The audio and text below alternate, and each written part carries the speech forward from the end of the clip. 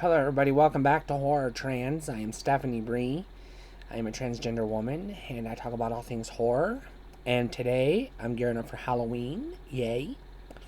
So I'm starting off the week by talking about Maniac Cop. So, Maniac Cop is an obscure 80s slasher movie. Sort of pseudo-slasher, I'll call it.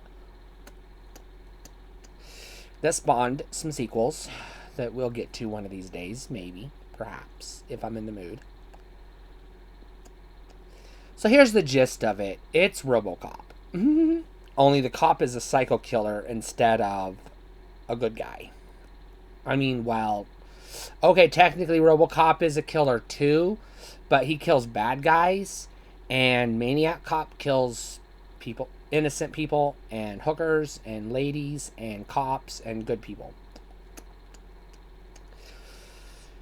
You notice as I said cops and good people, because I don't consider cops good people. Thank you very much.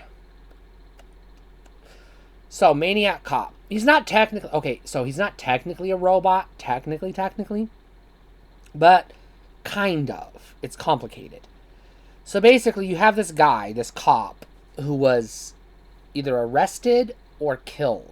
They think he was killed. But turns out he wasn't killed.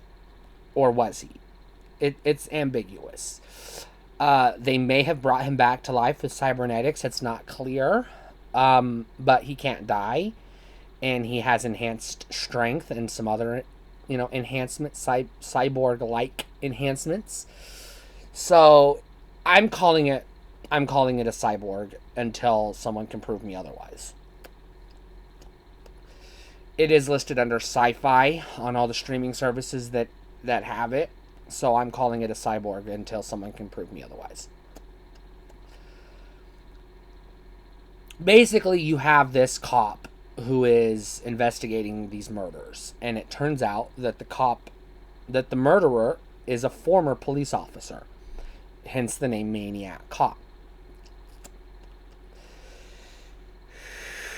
But he kills the cop's girlfriend after the cop found out his girlfriend was cheating on him. So he frames him and so sets it up to where you think that, or the police think that the good cop is the killer. So not only does he have to escape the police department while the Maniac Cop is there killing other cops, but he also has to track down the killer cop himself.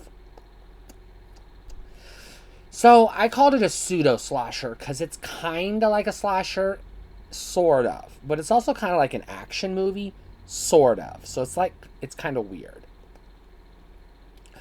I hesitate to call it a B movie because I don't think it was intended to be schlocky. I think it was intended to be a horror movie, a straight horror movie. That just happened to be a low-budget movie that didn't have a great production crew or cast or writer or director or anybody else. I think it was just one of those, that was cobbled together by a bunch of amateurs, if you want my opinion.